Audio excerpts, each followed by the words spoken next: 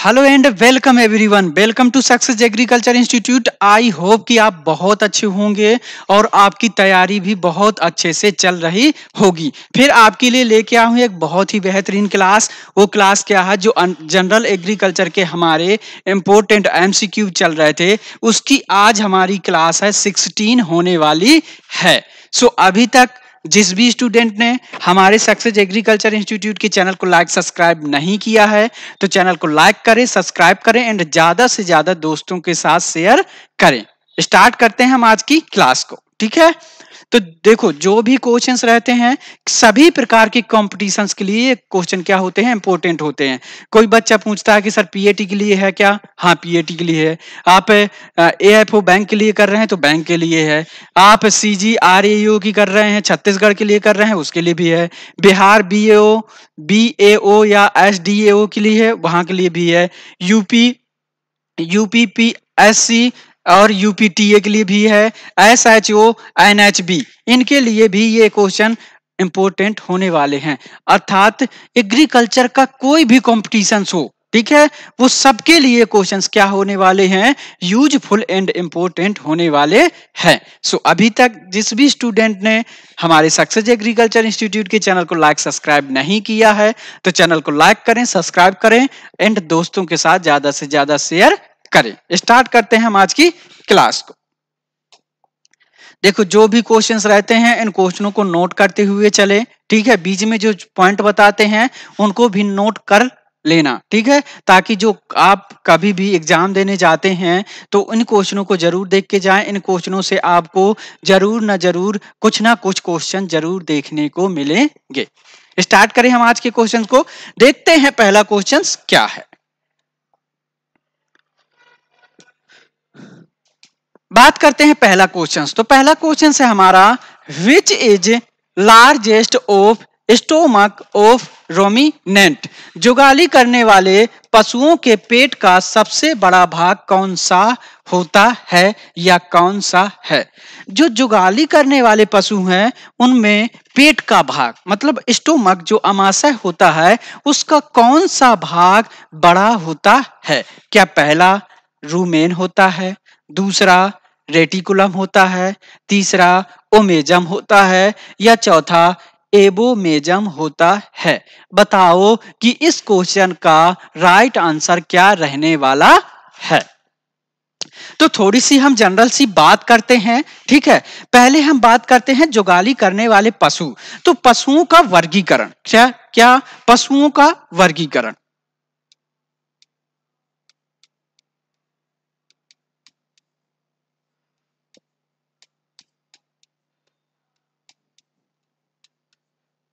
पशुओं का वर्गीकरण। तो जुगाली करने के आधार पर पशुओं को 3 भागों में बांटा गया है। कितने भागों में? जुगाली करने वाले पशुओं को जुगाली करने के आधार पर पशुओं को 3 भागों में बांटा गया है। पहला जुगाली करने वाले पशु। क्या जुगाली करने वाले पशु?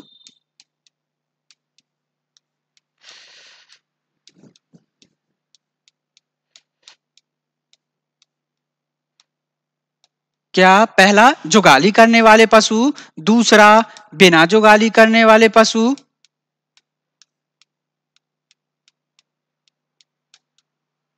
बिना जुगाली करने वाले पशु, ठीक, और तीसरा होता है झूठे जुगाली करने वाले पशु।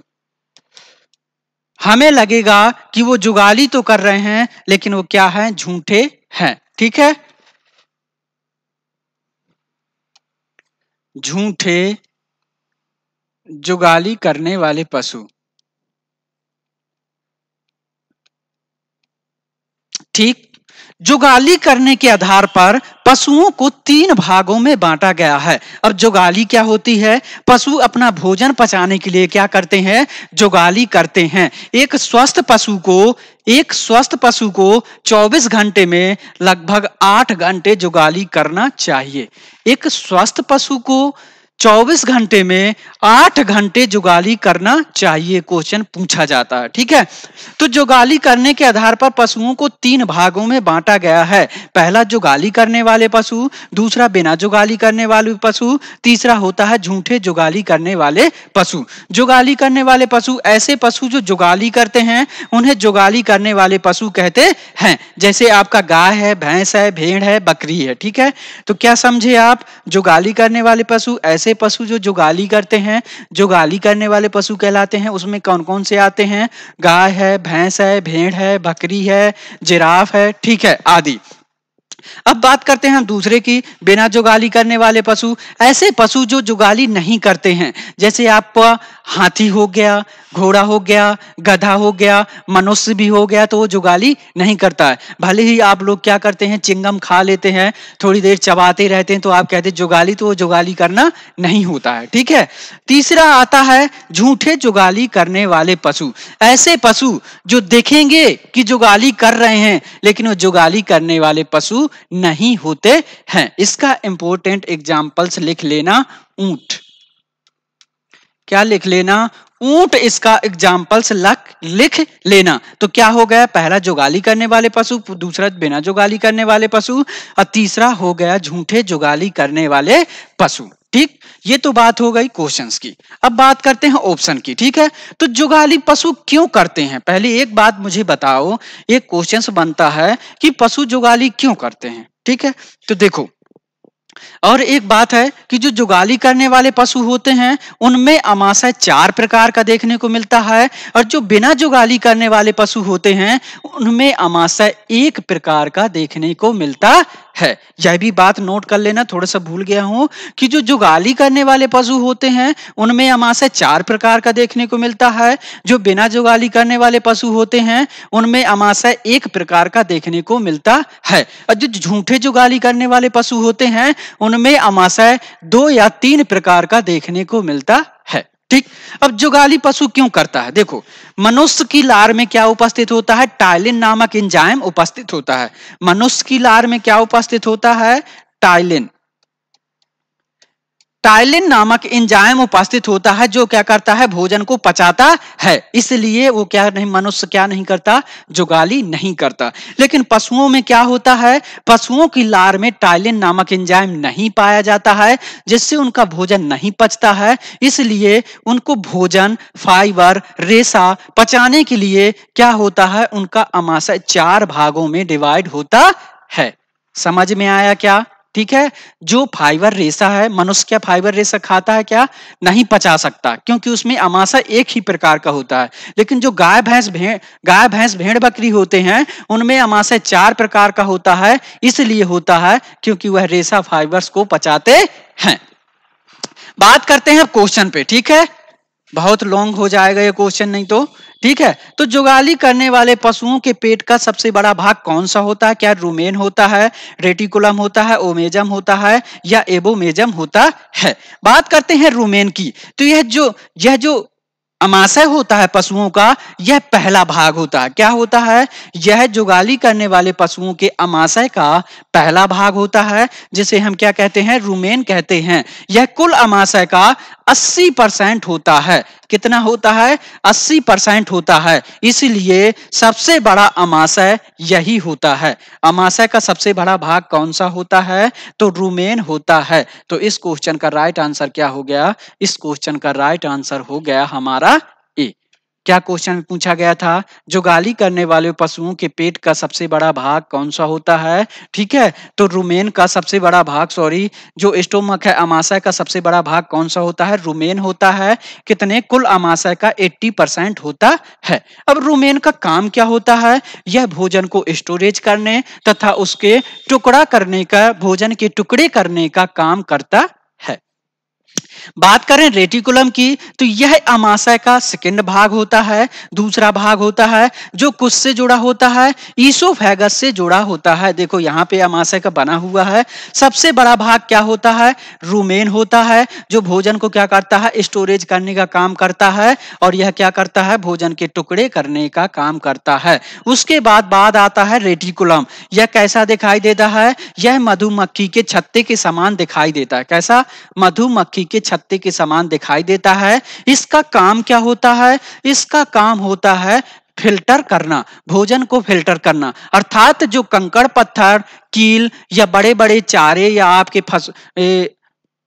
भोजन के जो बड़े बड़े अवशेष हैं उनको क्या करता है? अंदर जाने से रोकता है। देखो, जो ईसोफेगस है, जो ग्रास नली है, ग्रास नली से भोजन अंदर आया, ठीक है। ग्रास नली से भोजन अंदर आकर कहां पर जाता है? पहुंचता है हमारे रेटिकुलम पर। रेटिकुलम क्या करता है? उसको छानने का, फिल्टर करने का काम करता है। यह कुल अमाशय का कितने % होता है? यह कुल अमाशय का 5% होता है। बात करें अगले अमाशय की, और इसमें एक पॉइंट लिख लेना, यह सबसे छोटा अमाशय होता है। यह क्या होता है? यह सबसे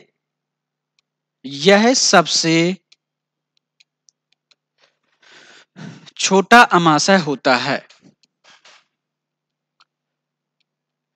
देखो, क्वेश्चन में पूछा गया है सबसे बड़ा अमाशय कौन सा होता है, तो रुमेन होता है। सबसे छोटा अमाशय कौन सा होता है, तो रेटिकुलम होता है। अब बात करें ओमेजम की, तो ओमेजम क्या होता है? यह अमाशय का तीसरा भाग होता है जो हमारा रेटिकुलम से जुड़ा रहता है। और यह क्या करता है? यह हमारे भोजन को और ज्यादा महीन करने का काम करता है, मतलब और ज्यादा छोटे छोटे टुकड़े करने का काम करता है, ठीक है। और इसमें भी किसी प्रकार का एंजाइम नहीं बनता है, ठीक है। इसमें भी किसी प्रकार का एंजाइम रिलीज नहीं होता है भोजन को पचाने के लिए, ठीक है। अब बात करते हैं अगला। अगला होता है हमारा एबोमेजम। एबोमेजम को और किस नाम से जाना जाता है? इसे सप्त अमाशय भी कहते हैं। क्या कहते हैं? इसे सप्त अमाशय भी कहते हैं। क्या कहते हैं? सप्त अमाशय भी कहते हैं। देखो, जो ओमेजम होता है यह कुल अमाशय का 7 से 8% का बना होता है। जो ओमेजम होता है यह हमारे कुल अमाशय का 7 से 8% भाग का बना होता है। जो एबोमेजम होता है इसे सप्तमाशय या जठर रस कहते हैं। इसी प्रकार के अमाशय में क्या होता है? हमारी पाचन की क्रिया, एंजाइमेटिक क्रिया शुरू हो जाती है, अर्थात पाचक एंजाइम मिलाए जाते हैं। इसीलिए इसे क्या कहते हैं? सप्तमाशय कहते हैं। और सप्तमाशय क्यों कहते हैं? क्योंकि जो बचपन होता है, जो बछड़े, गाय भैंस भेड़ बकरी के जो बछड़े होते हैं उनके जन्म के समय यही अमाशय उपस्थित होता है, इसलिए इसे सप्तमाशय कहते हैं। जबकि जो रुमेन होता है यह बछड़े के जन्म के समय यह अमाशय उपस्थित नहीं होता है, ठीक है। क्या होता? रुमेन बछड़े के जन्म के समय अमाशय उपस्थित नहीं होता है, लेकिन जो एबोमेजम है यह जन्म के समय अमाशय उपस्थित होता है, इसीलिए इसे सप्त अमाशय कहते हैं। और भोजन का पचना इसी से शुरू हो जाता है, जिसमें केमिकल निकलने लगते हैं, जैसे HCl, हाइड्रोक्लोराइड। तो क्या हो जाता है? भोजन की पाचन क्रिया शुरू हो जाती है। और इसमें किसी भी प्रकार के अमाशय में, जैसे रुमेन है, रेटिकुलम है, ओमेजम है, इसमें किसी प्रकार के एंजाइम रिलीज नहीं होते हैं, जिससे इसमें पाचन की क्रिया नहीं होती है, अर्थात पाचक रस एंजाइम नहीं निकलते हैं। तो समझ में आया क्या? देखो, बहुत इंपॉर्टेंट क्वेश्चन है। इस क्वेश्चन में मैंने जाने कितने क्वेश्चंस बताए हैं। यदि कोई क्वेश्चन आता है तो इससे बाहर नहीं जाएगा, ठीक। तो इस क्वेश्चन का राइट आंसर क्या है? इस क्वेश्चन का राइट आंसर है हमारा ए। बात करते हैं अगले क्वेश्चन की। देखते हैं अगला क्वेश्चन क्या है। अगला क्वेश्चन है हमारा वर्ल्ड मिल्क डे। विश्व दुग्ध दिवस कब मनाया जाता है? जो हमारा वर्ल्ड मिल्क डे है वह कब मनाया जाता है? वर्ल्ड मिल्क डे, विश्व दुग्ध दिवस कब मनाया जाता है? क्या 1 जून को, सॉरी यहां पे कर लेना,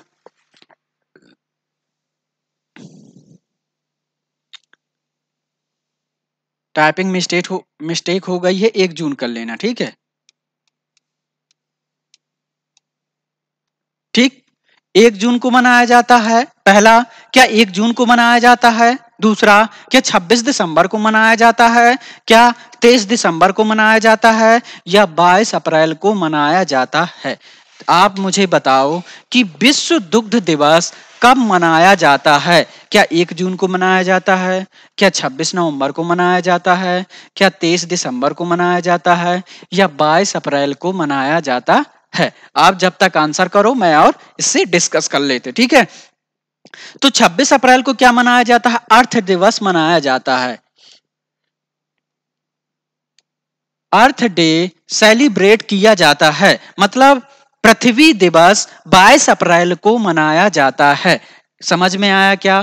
क्वेश्चन तो समझ में आ रहे हैं, कोई बाहर तो नहीं जा रहा ना? ठीक है, देखो तो 22 अप्रैल को क्या मनाया जाता है? 22 अप्रैल को अर्थ डे यानी पृथ्वी दिवस के रूप में मनाया जाता है। बात करते हैं 23 दिसंबर की, तो 23 दिसंबर को क्या मनाया जाता है? 23 दिसंबर को फार्मर्स डे मनाया जाता है। क्या मनाया जाता है? फार्मर्स डे मनाया जाता है। 23 दिसंबर को क्या मनाया जाता है? 23 दिसंबर को फार्मर्स डे सेलिब्रेट किया जाता है। अब बात करते हैं 26 नवंबर की, तो 26 नवंबर को क्या सेलिब्रेट किया जाता है? तो 26 नवंबर को national milk day, national milk day celebrate किया जाता है।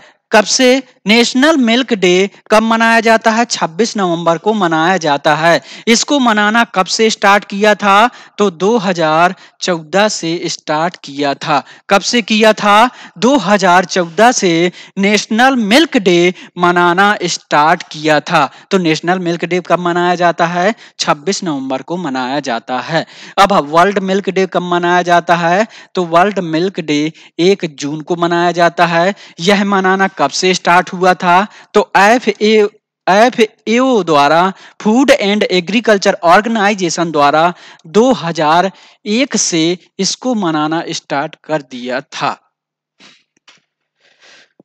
समझ में आया क्या क्वेश्चंस? वर्ल्ड मिल्क डे कब मनाया जाता है? तो वर्ल्ड मिल्क डे हमारा 1 जून को मनाया जाता है। किसके अनुसार? इसको मनाना किसने स्टार्ट किया था? तो फूड एंड एग्रीकल्चर ऑर्गेनाइजेशन द्वारा 2001 से इसको मनाना स्टार्ट कर दिया था। तो इस क्वेश्चन का राइट आंसर क्या है? इस क्वेश्चन का राइट आंसर है हमारा ए। देखते हैं अगला क्वेश्चन। बात करें अगले क्वेश्चंस की, थोड़ा सा जल्दी जल्दी हो रहा है, देखो मैं स्लो करने की कोशिश कर रहा हूं, धीरे धीरे समझाऊंगा, ठीक है। बात करते हैं हम अगला क्वेश्चंस क्या है? एसेंशियलिटी ऑफ एलिमेंट निकल वाज डिस्कवर्ड बाय तत्व निकल की अनिवार्यता की खोज किसके द्वारा की गई? जो हमारा निकल है, ठीक है, तो निकल की जो निकल एसेंशियल एलिमेंट्स है उसकी खोज किसके द्वारा की गई? एसेंशियलिटी ऑफ एलिमेंट्स निकल वाज डिस्कवर्ड बाय, किसके द्वारा? तो तत्व निकल की अनिवार्यता की खोज किसके द्वारा की गई? पहला ऑप्शन, क्या पीएच ब्राउन द्वारा की गई? दूसरा, क्या ई ग्रेस द्वारा की गई? सी, क्या मैच द्वारा की गई? क्या डी सैट्स द्वारा की गई? बताओ कि इस क्वेश्चन का राइट आंसर क्या होने वाला है। जब तक हम बात कर लेते हैं एसेंशियल एलिमेंट्स की, तो आपके एसेंशियल एलिमेंट्स कितने होते हैं? ठीक है, एसेंशियल एलिमेंट्स या एसेंशियल न्यूट्रिएंट्स कर लूं, ठीक है। एसेंशियल न्यूट्रिएंट्स आपके कितने हैं? 17 हैं, ठीक है। बेनिफिशियल न्यूट्रिएंट्स कितने हैं? तो बेनिफिशियल न्यूट्रिएंट्स पहले 4 थे, अब 8 हो गए हैं। लेकिन USDA United state department of agriculture अभी भी बेनिफिशियल न्यूट्रिएंट्स या कितने मानता है? 9 मानता है। फंक्शनल न्यूट्रिएंट्स कितने हैं? फंक्शनल न्यूट्रिएंट्स कितने हैं? तो essential nutrients plus beneficial nutrients, तो एसेंशियल न्यूट्रिएंट्स कितने हैं? 17 हैं, प्लस बेनिफिशियल न्यूट्रिएंट्स कितने हैं? 8 हैं, तो कितने हो गए? 25 हो गए। लेकिन यूएसडीए के अनुसार अभी भी कितने हैं? 26 होते हैं। तो आपसे कोई पूछता है एसेंशियल प्लांट न्यूट्रिएंट्स कितने हैं? तो 17 हैं। बेनिफिशियल प्लांट न्यूट्रिएंट्स कितने हैं? तो 8 हैं। पहले कितने थे? 4 थे, अब 8 हो गए हैं। अब आईसीआर ने कुछ समय पहले इसको दिया है, ठीक है। लेकिन USDA United state department of agriculture अभी भी इसको 9 मानता है। फंक्शनल न्यूट्रिएंट्स कितने हैं? तो फंक्शनल न्यूट्रिएंट्स हमारे essential plant nutrients plus beneficial nutrients बराबर कितने हो गए हमारे 25 हैं। तो फंक्शनल न्यूट्रिएंट्स कितने हैं, फंक्शनल न्यूट्रिएंट्स 25 हैं, लेकिन यूएसडी के अनुसार अभी भी फंक्शनल न्यूट्रिएंट्स कितने हैं, 26 होते हैं। अब आप बताओ, अब आप आते हैं क्वेश्चन पे, ठीक है। तो क्वेश्चन में क्या कह रहा है, जो निकेल एसेंशियल एलिमेंट्स है उसको किसने डिस्कवर किया था। अब जब तक क्वेश्चन का आंसर करो हम डिस्कस करते हैं नीचे से, ठीक है। तो सैट्स ने किसको डिस्कवर किया था, तो सैट्स ने कार्बन और हाइड्रोजन को डिस्कवर किया था। सैट्स नामक जो साइंटिस्ट थे उसने किसको डिस्कवर किया था, तो उन्होंने कार्बन और हाइड्रोजन को डिस्कवर किया था। अब बात करते हैं सी की, तो मेज नामक साइंटिस्ट ने क्या डिस्कवर किया था, तो मेज नामक साइंटिस्ट ने जिंक को डिस्कवर किया था।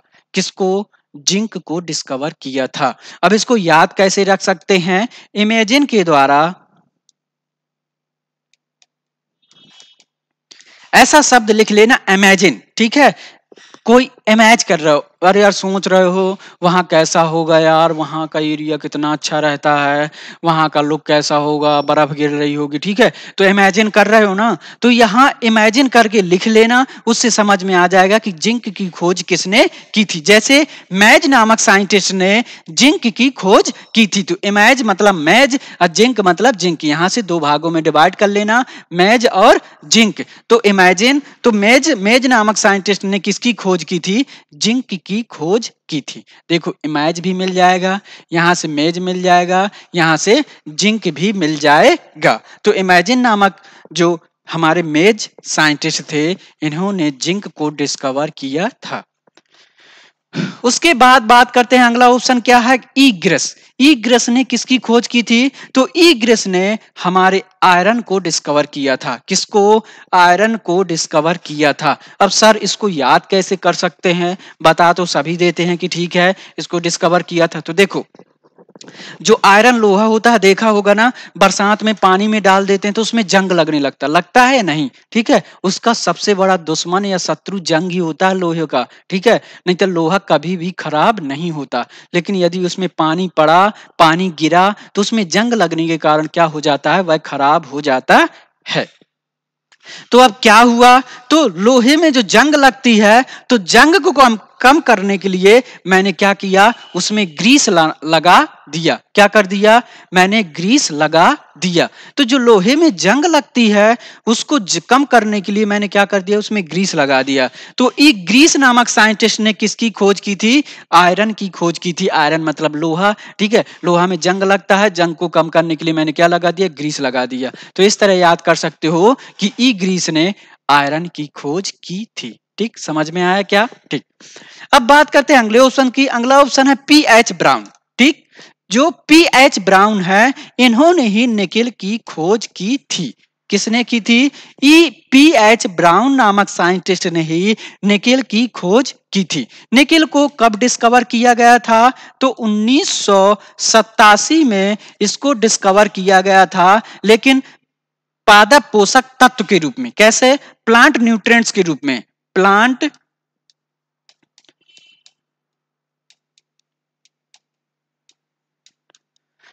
न्यूट्रिएंट्स के रूप में डिस्कवर किया गया था। लेकिन 2010 में इसे एसेंशियल प्लांट न्यूट्रिएंट्स के रूप में घोषित कर दिया गया। तो निकेल की खोज किसने की थी, तो पीएच ब्राउन नामक साइंटिस्ट ने की थी। कब की थी, तो इसको निकेल की खोज डिस्कवर 1987 में किया था। किसने किया था, ब्राउन नामक साइंटिस्ट ने किया था। लेकिन वह किस रूप में था, एक प्लांट न्यूट्रिएंट्स पोषक तत्व के रूप में था, लेकिन आवश्यक पोषक तत्व के रूप में शामिल नहीं हुआ था। लेकिन उसे 2010 में आवश्यक पोषक तत्व के रूप में शामिल कर दिया गया। तो पहले हमारे एसेंशियल प्लांट न्यूट्रिएंट्स कितने थे, 16 थे 2010 के पहले, लेकिन अब कितने हो गए हैं, अब 17 हो गए हैं। तो समझ में आया इस क्वेश्चन का राइट आंसर क्या है, इस क्वेश्चन का राइट आंसर है हमारा ए। निकेल की खोज किसने की थी, तो पीएच ब्राउन नामक साइंटिस्ट ने निकेल की खोज की थी। बात करते हैं अगले क्वेश्चंस की।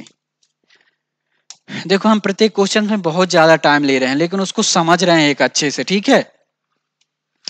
क्वेश्चन नंबर पे ना जाया करो कि सर कितने क्वेश्चंस लेके आते हैं, 8 क्वेश्चंस लेके आते हैं, 10 क्वेश्चंस लेके आते हैं। अब आप एक क्वेश्चन में देखते हैं 8 से 10 या 15 क्वेश्चन हो रहे हैं, तो आपको क्वेश्चन देखना है 10 से 15 क्वेश्चन देखना है, ठीक है।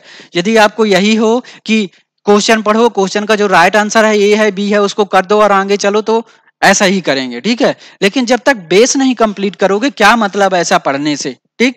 तो देखते हैं कॉन्सेप्ट एंड बेस क्लियर करना जरूरी होता है। जो भी क्वेश्चन है उसका कॉन्सेप्ट और बेस क्लियर है ना, तो आपको कोई भी क्वेश्चन आ जाए आसानी से उसको सॉल्व कर सकते हो, ठीक। देखते हैं अगला क्वेश्चन। अगला क्वेश्चन क्या है, per hectare nitrogen requirement of rajma. जो राजमा क्रॉप है उसके लिए प्रति हेक्टेयर नाइट्रोजन रिक्वायरमेंट होती है।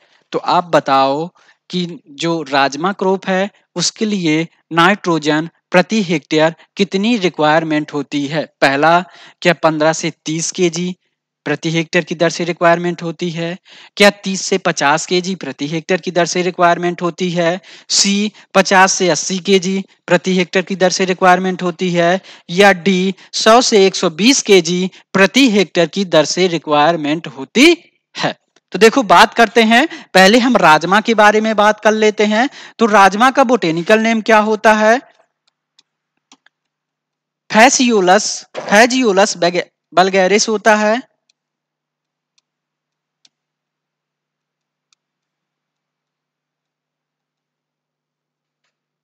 फैजियोलस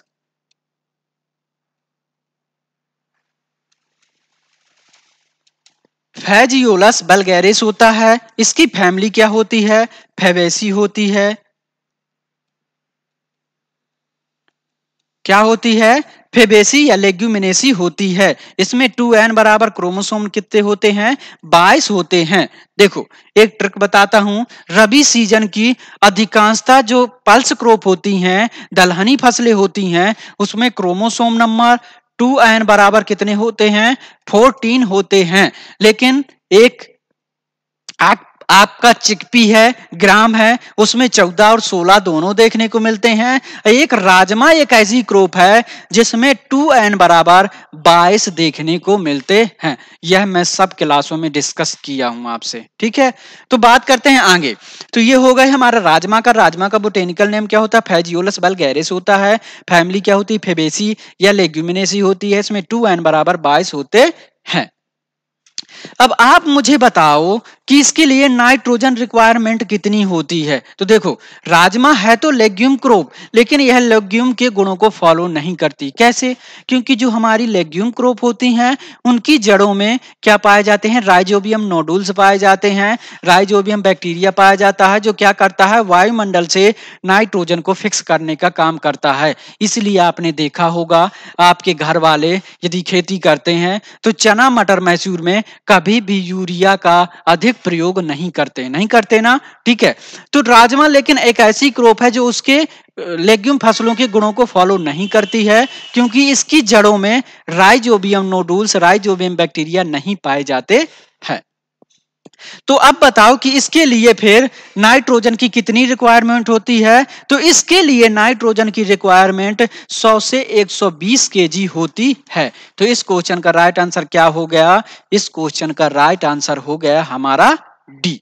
इस क्वेश्चन का राइट आंसर क्या हो गया, इस क्वेश्चन का राइट आंसर हो गया हमारा डी। अब 15 से 30 केजी नाइट्रोजन किसके लिए रिक्वायरमेंट होती है, तो जो हमारी पल्स क्रॉप होती हैं उनके लिए 15 से 30 केजी प्रति हेक्टेयर की दर से नाइट्रोजन की रिक्वायरमेंट होती है। आप एक रेशियो याद कर लो, जो हमारी पल्स क्रॉप होती हैं उनके लिए एनपीके का रेशियो कितना होता है पूछा जाता है। तो नाइट्रोजन 1:2:1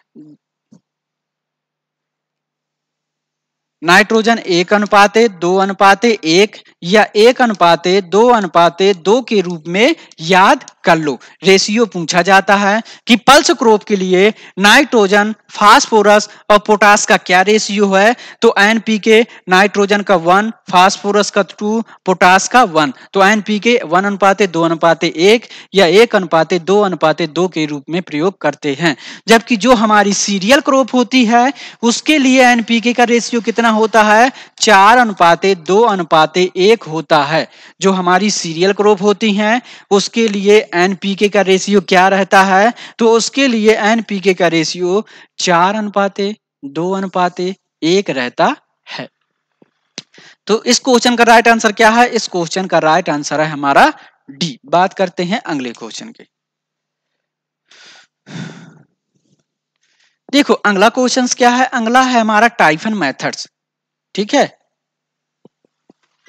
तो the typhoon methods of irrigation is applied in the crop of.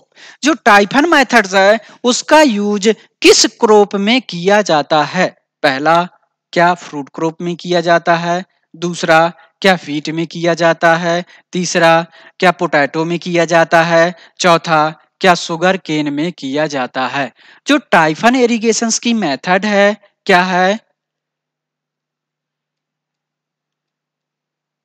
जो टाइफन इरिगेशन की मेथड है उसका यूज किस क्रॉप में किया जाता है? क्या फ्रूट क्रॉप में किया जाता है? क्या व्हीट क्रॉप में किया जाता है? क्या पोटैटो में किया जाता है? या शुगर केन में किया जाता है? तो देखो बात करते हैं पहले टाइफन की। तो टाइफन मेथड्स क्या होती है? तो यह ड्रिप इरिगेशन का एक बड़ा रूप होता है। क्या होता है? यह एक ड्रिप इरिगेशन, जो ड्रिप दिखाई दे रहा है ना, ठीक है, तो यह क्या होता है? ड्रिप इरिगेशन का एक बड़ा रूप होता है। ठीक है, इसमें क्या होते हैं? इसके जो नोजल होते हैं, नोजल में जो छिद्र होता है, पोर होता है, वह क्या होते हैं? बड़े होते हैं। ठीक है, जो हमारा ड्रिप इरिगेशन है उसमें क्या होता है? जो नोजल होता है उसमें पोर होते हैं, वो छोटे होते हैं, जिससे हम उसके साथ क्या करते हैं? फर्टिगेशन करते हैं। क्या करते हैं? यदि हम उसके साथ फर्टिगेशंस करते हैं तो उसमें क्या होता है? हमारे जो उर्वरक हैं उसके छिद्र पर जम जाते हैं, पोर पर जम जाते हैं, जिससे पानी निकलना बंद हो जाता है। तो ये फर्टिगेशंस क्या होता है? सर आपने फर्टिगेशंस कहा, तो जब हम सिंचाई जल के साथ उर्वरक देते हैं, क्या करते हैं? सिंचाई जल के साथ क्या करते हैं? उर्वरक का प्रयोग करते हैं, तो उसे ही हम क्या कहते हैं? फर्टिगेशंस कहते हैं। सिंचाई जल के साथ जब हम उर्वरक देते हैं तो उसे ही हम क्या कहते हैं? फर्टिगेशंस कहते हैं। तो देखो जब उसके ड्रीपर्स बंद हो जाएंगे तो थोड़ा सा दिक्कत होती है, लेकिन जो टाइफन मेथड्स होता है यह इसका विकसित या बड़ा रूप होता है, जिसमें क्या होते हैं? इसके नोजल के जो छिद्र होते हैं ये बड़े होते हैं, इसमें अधिक मात्रा में जो वाटर ड्रॉप है अधिक तेजी से निकलती है। समझ में आया क्या टाइफन मेथड्स? ठीक है, अब बात करते हैं किस क्रॉप में यूज किया जाता है। ठीक है, तो पहले बात करते हैं फ्रूट क्रॉप की। ठीक है, तो फ्रूट क्रॉप में कौन सी मेथड यूज की जाती है? तो फ्रूट क्रॉप जो फलों वाले पौधे हैं उनके लिए सबसे अच्छी सिंचाई की विधि कौन सी होती है? तो ड्रिप इरिगेशन सबसे अच्छी विधि मानी जाती है। जो फल वाले पौधे होते हैं उनकी सिंचाई के लिए सबसे अच्छी विधि कौन सी होती है सिंचाई की? तो पहला ड्रिप इरिगेशन होती है। क्या होती है? ड्रिप। और उसके बाद आता है ring and basin methods. Ring and basin methods.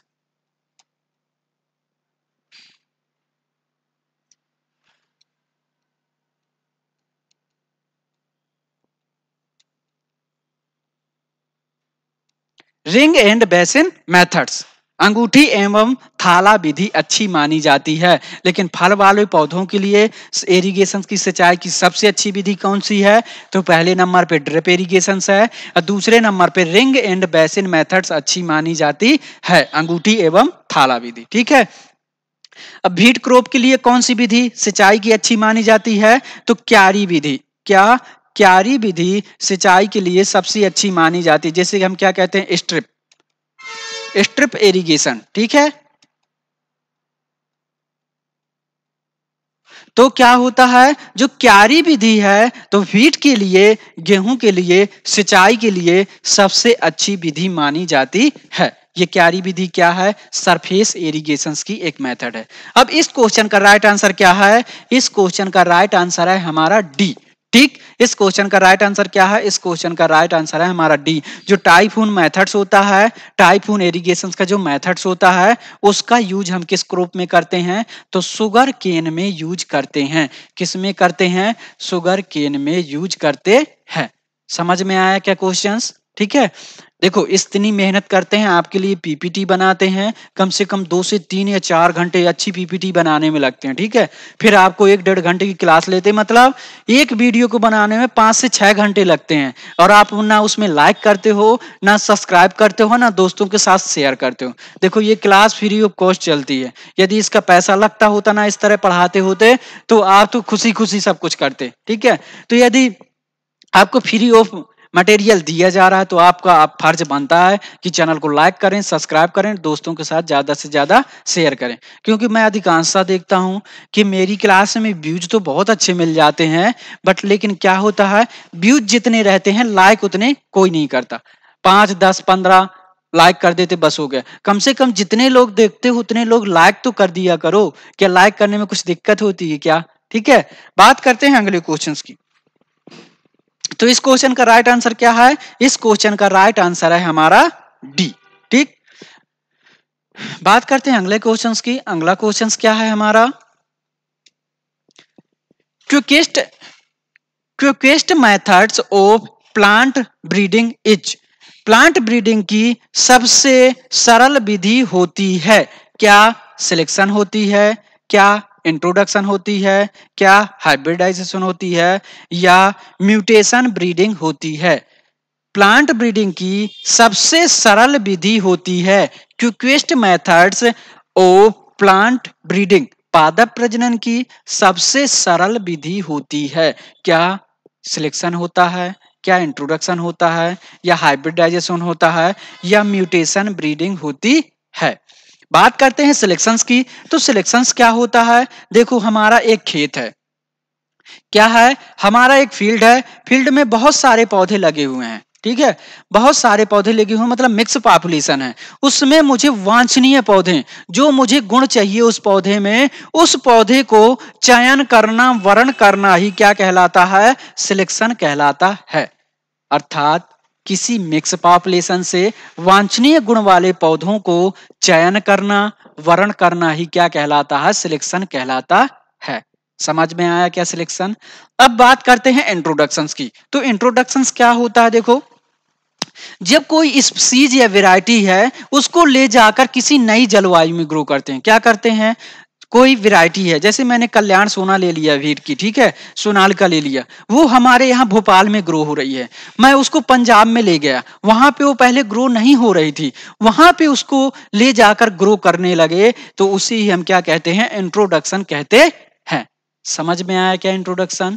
जब किसी वैरायटी या स्पीसीज को किसी नई जलवायु पर, जहां पर पहले वह ग्रो नहीं हो रही होती है, वहां पर ले जाकर उसको ग्रो करना ही इंट्रोडक्शन कहलाता है। इंट्रोडक्शन हमारा 2 प्रकार का होता है, प्राइमरी इंट्रोडक्शन और सेकेंडरी इंट्रोडक्शन। बात करते हैं हाइब्रिडाइजेशन की। हाइब्रिडाइजेशन किसे कहते हैं? जब मेल एवं फीमेल दोनों क्या हों? अदर अदर कैरेक्टर्स वाले हों, अलग अलग कैरेक्टर्स वाले हों। जब male and female different parents, जब मेल एंड फीमेल के डिफरेंट पेरेंट्स के मध्य आपस में क्या करवाते हैं? फ्यूजन करवाते हैं, क्रॉस करवाते हैं, तो उसे हम क्या कहते हैं? हाइब्रिडाइजेशन कहते हैं। यदि इस तरह नहीं समझना है तो देखो, जब हमने दो डिफरेंट प्लांट्स लिए, उनसे जो F1 प्रोजनी उत्पन्न होती है उसे हम हाइब्रिड कहते हैं, तथा इस प्रोसेस को हाइब्रिडाइजेशन कहते हैं। सेम टू सेम वही प्रोसेस होती है। ठीक, किसी बुक में अलग लिखा रहता है, किसी बुक में अलग लिखा रहता है। यदि आपको हाइब्रिडाइजेशन इस तरह याद करना है कि जब 2 डिफरेंट पेरेंट्स के मध्य आपस में क्रॉस करवाते हैं तो उसे हम हाइब्रिडाइजेशन कहते हैं। यदि ये अच्छा नहीं लगता तो देखो, जब हमने 2 पेरेंट्स डिफरेंट कैरेक्टर्स वाले पेरेंट्स लिए, उनके मध्य क्रॉस करवाए, तो F1 में जो प्रोजनी उत्पन्न होती है उसे हम क्या कहते हैं? हाइब्रिड कहते हैं। तथा इस प्रोसेस को, जिससे वो हाइब्रिड उत्पन्न हुआ है, उसे हम क्या कहते हैं? हाइब्रिडाइजेशन कहते हैं। समझ में आया क्या? तो इस क्वेश्चन का राइट आंसर क्या है? इस क्वेश्चन का राइट आंसर है हमारा इंट्रोडक्शन। ठीक है, तो इस क्वेश्चन का राइट आंसर क्या है? बी। पादप प्रजनन की सबसे सरल विधि होती है, तो सबसे सरल विधि कौन सी होती है? इंट्रोडक्शन होती है। समझ में आया? बात करें अगले क्वेश्चन की। ठीक है, देखते हैं अगला क्वेश्चन। अगला क्वेश्चन है हमारा, अगला क्वेश्चन है हमारा, golden fertiliser is known as. जो गोल्डन फर्टिलाइजर है उसे किस नाम से जाना जाता है? क्या यूरिया के नाम से जाना जाता है, या पोटेशियम क्लोराइड के नाम से जाना जाता है, या कैल्शियम अमोनियम नाइट्रेट के नाम से जाना जाता है, या कंपोस्ट के नाम से जाना जाता है? इसे क्या बोलते हैं? गोल्डन खाद।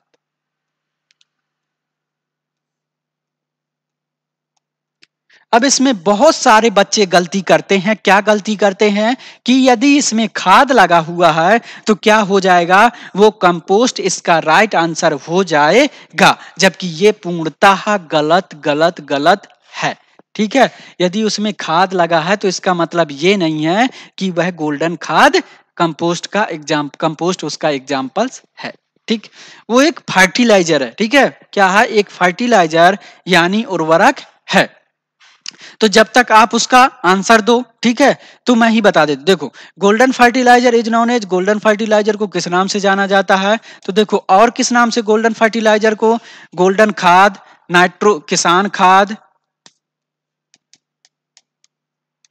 किसान खाद, नाइट्रो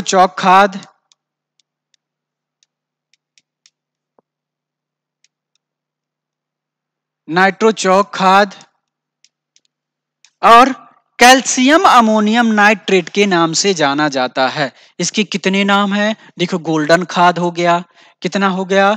गोल्डन खाद हो गया, किसान खाद हो गया, नाइट्रो चौक खाद हो गया, और कैल्शियम अमोनियम नाइट्रेट हो गया। तो इस क्वेश्चन का राइट आंसर क्या है? इस क्वेश्चन का राइट आंसर है हमारा सी। बात करते हैं थोड़ा सा और इसमें आगे। तो देखो, ये तो पता चल गया कि गोल्डन फर्टिलाइजर किसको कहा जाता है। सॉरी,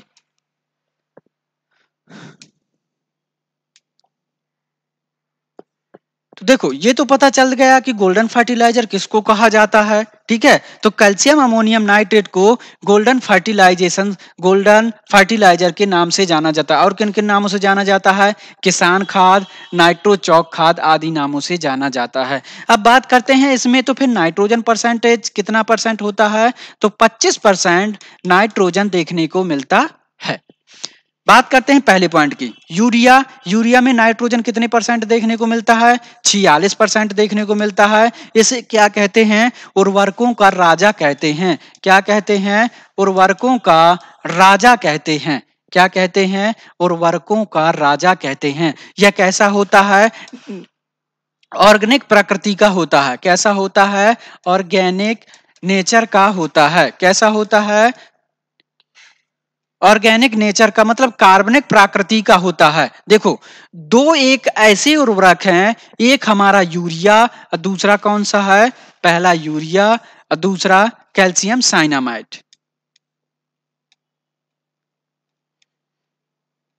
कैल्शियम साइनामाइड,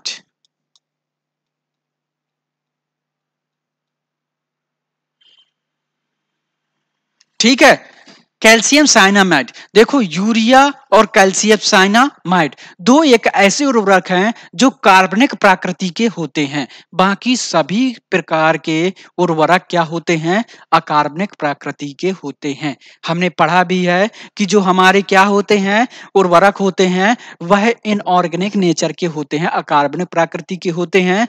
लेकिन यूरिया और कैल्शियम साइनामाइड दो ऐसे उर्वरक हैं जो क्या होते हैं? कार्बनिक प्रकृति के होते हैं। तो यूरिया में नाइट्रोजन का परसेंट 46% होता है। इसे उर्वरकों का राजा कहते हैं। ठीक है, हमारे देश में सबसे अधिक यूरिया का ही उपयोग होता है, जबकि विश्व में बात करें तो विश्व में सबसे ज्यादा डीएपी का उपयोग होता है, जबकि हमारे देश में सबसे ज्यादा यूरिया का उपयोग होता है। तो कैल्शियम साइनामाइड में नाइट्रोजन परसेंट कितने देखने को मिलता है? 21%, लगभग 20.6%, 20.6, या औसत रूप से माना जाए तो 21% नाइट्रोजन देखने को मिलता है। समझ में आया क्या यूरिया? ठीक है, अब बात करते हैं पोटेशियम क्लोराइड, और इसमें थोड़ा सा बात कर लो। जो यूरिया है, यूरिया में 46% नाइट्रोजन होता है। अब एक क्वेश्चन बनता है कि सर सबसे ज्यादा नाइट्रोजन किस में देखने को मिलता है? तो एक हमारा होता है निर्जल अमोनिया। क्या होता है? निर्जल अमोनिया। क्या होता है, निर्जल अमोनिया जिसमें कितने परसेंट नाइट्रोजन, 80 से 82% नाइट्रोजन देखने को मिलता है। जो निर्जल अमोनिया है उसे एनाहाइड्रस अमोनिया भी कहते हैं, एनाहाइड्रस अमोनिया भी कहते हैं, ठीक है, NH3 एनाहाइड्रस अमोनिया भी कहते हैं। इसमें यदि पूछा जाता है कि नाइट्रोजन सबसे अधिक किस उर्वरक में देखने को मिलता है, तो निर्जल अमोनिया में 80 से 82% नाइट्रोजन देखने को मिलता है। अब बात करते हैं पोटेशियम क्लोराइड की, ठीक। अब बात करते हैं पोटेशियम क्लोराइड की। तो पोटेशियम क्लोराइड को और किन नामों से जाना जाता है, MOP के नाम से जाना जाता है, जिसे क्या कहते हैं, म्यूरेट ऑफ पोटास कहते हैं। इसमें पोटास की मात्रा कितनी होती है, तो 60 से 62%। औसत रूप से बात करें तो 60% क्या देखने को मिलता है, पोटास देखने को मिलता है।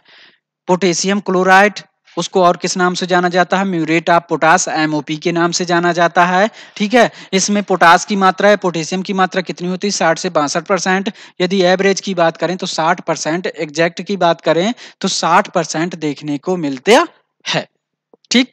पोटेशियम में यदि बात करें तो सबसे अधिक यदि पोटास की मात्रा पाई जाती है तो किसमें पाई जाती है, म्यूरेट ऑफ पोटास में पाई जाती है, ठीक। तो इस क्वेश्चन का राइट आंसर क्या है, इस क्वेश्चन का राइट आंसर है हमारा सी, कैल्शियम अमोनियम नाइट्रेट को किसान खाद के नाम से या गोल्डन खाद के नाम से जाना जाता है, ठीक। समझ में आया क्या, समझ में आते हैं ना क्वेश्चंस, बाहर से ऊपर से तो नहीं जाते, ठीक है। देखो मैं फुल कोशिश करता हूं कि मैं आपको अच्छे से समझा सकूं। देखो जब तक आपका बेसिक कंप्लीट नहीं होगा, ठीक है, तब तक आप किसी प्रकार के क्वेश्चन को नहीं कर पाएंगे, ठीक है। तो जब कोई क्वेश्चंस पढ़िए तो उसके क्रॉस क्वेश्चन निकालिए, किसका क्या हो सकता है, इसका क्या हो सकता है। जब चारों ऑप्शंस को डिस्कस करते हुए चलेंगे ना तो आपका सिलेक्शन कोई भी नहीं रोक सकता है, ठीक है। तो जो भी क्वेश्चंस लाते हैं बहुत इंपॉर्टेंट रहते हैं, यूजफुल रहते हैं। तो अब आपका काम क्या है, आपका काम है चैनल को लाइक करना, सब्सक्राइब करना है, दोस्तों के साथ शेयर करना। फिर मिलते हैं एक नए वीडियो के साथ, एक जबरदस्त धांसू क्लास लेके आएंगे। तब तक के लिए आप क्या करें, हमारे चैनल को लाइक सब्सक्राइब करें और शेयर करें। तो मिलते हैं एक नए वीडियो के साथ, तब तक के लिए जय हिंद, जय भारत।